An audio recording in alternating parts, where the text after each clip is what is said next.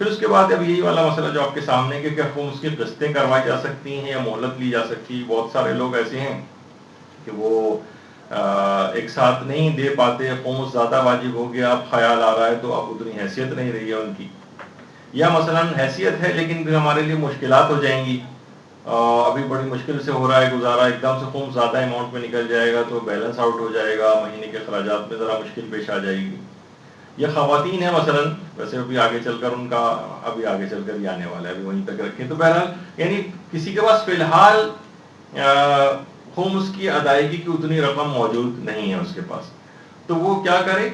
وہ یہ نہیں کہے کہ بھئی اب تو ہے ہی نہیں میرے پاس تو میں کیا کروں، نہیں، پھر وہ یہ کرے کہ مجتہد یا اس کے وکیل سے رجوع کرے اور اس سے یا تو آسان قسطیں کروا لے. مثلا کسی کو مثلا 10,000 روپے بالفرض، تو وہ کہتے کہ بھائی مجھے آپ آسان قسطیں کر دیں، 1,000 روپے مہینہ کر کے میں آپ کو ادا کر دوں، تو آپ کو بھی برڈن نہیں ہوگا اور اس کا ایک فائدہ ہے. فائدہ یہ ہے کہ اس مال کو استعمال کرنے کی اجازت مل جائے گی. اگر آپ گھر کے اندر ویسی بیٹھی رہیں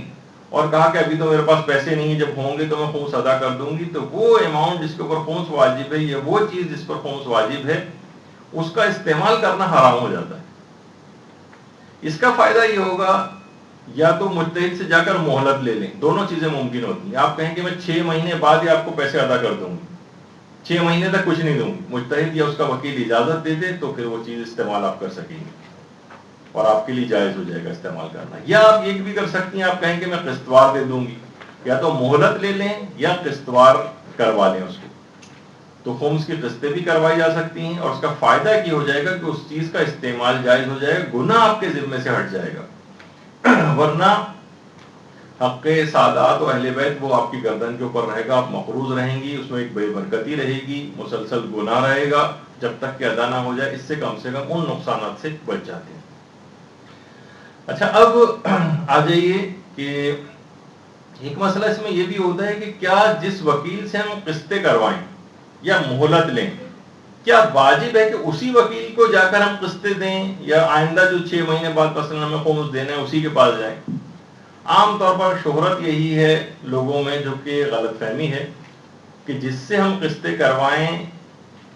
اسی کو ہی قسطیں لے جا کر دینی ضروری ہے، کسی اور وکیل کو لے جا کر نہیں دے سکتے، یعنی اسی مجتہد کے کسی اور وکیل کو. تو یہ غلط فہمی ہے کہ نہیں، آپ یہ بھی کر سکتی ہیں قسطیں کسی اور سے کروائیں اور اس کے بعد مثلا آپ کا ارادہ کینسل ہو گیا، آپ دوسرے شہر میں چلی گئیں، تو وہ جو اس نے اجازت دی ہوئی تھی قسطیں کرنے کی وہ آپ کسی اور مجتہد کے وکیل تک بھی پہنچا سکتی ہیں. یا وہ جو مہلت ہے اس کا استعمال کرنے کے بعد 6 مہینے بعد، سال کے بعد، جو بھی آپ نے اس سے تاریخ طے کی تھی وہ کسی اور وکیل تک بھی پہنچا سکتی ہے. یہ ایک مسئلہ اس میں ہوتا ہے کہ عام طور پر شہرت یہ ہے کہ جس کے پاس قسطیں کروائیں اسی کو جا کر دینا ضروری ہے، ایسا نہیں.